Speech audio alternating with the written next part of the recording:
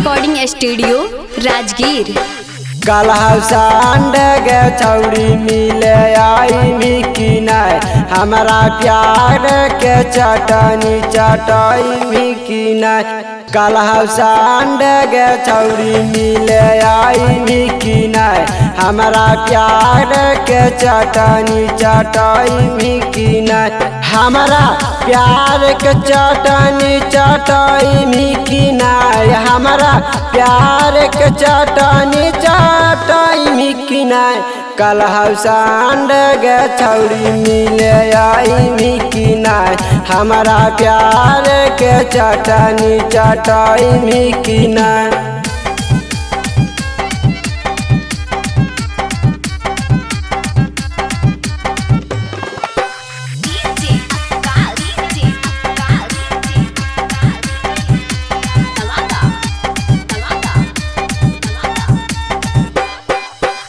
मिलले बोला वही करही बहाना काटी से हकौ छौड़ी काटिया न जाना काटिया न जाना।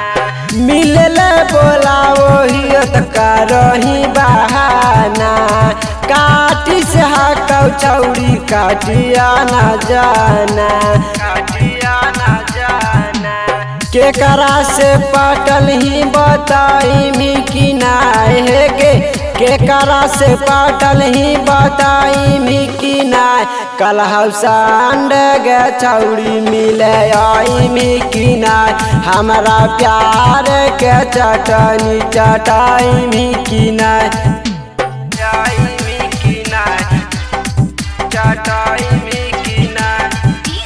कलहसांड गे छौड़ी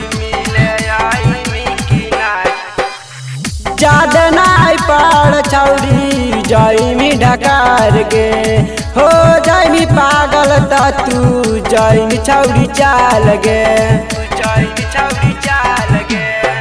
ज्यादा नाई पाड़ छौड़ी जाइमी ढकार गे हो जाइमी पागल त तू जाइमी छौड़ी चाल गे जाइमी छौड़ी चाल गे।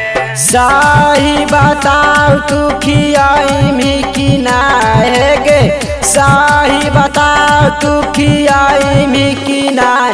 कलहसांड गे छौड़ी मिले आई मिकी नाय हमारा लाभ वाला खाना खियाई मिकी नाय मिकी नाय चटाई मिकी नाय। कलहसांड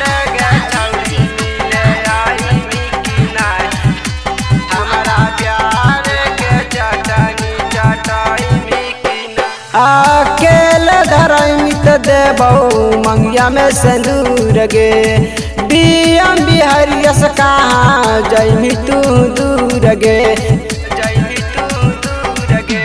अकेले धरमित देबौ मंगिया में सिंदूर गे बियम बिहरियस कहाँ जइमी तू दूर गे जइमी तू दूर गे।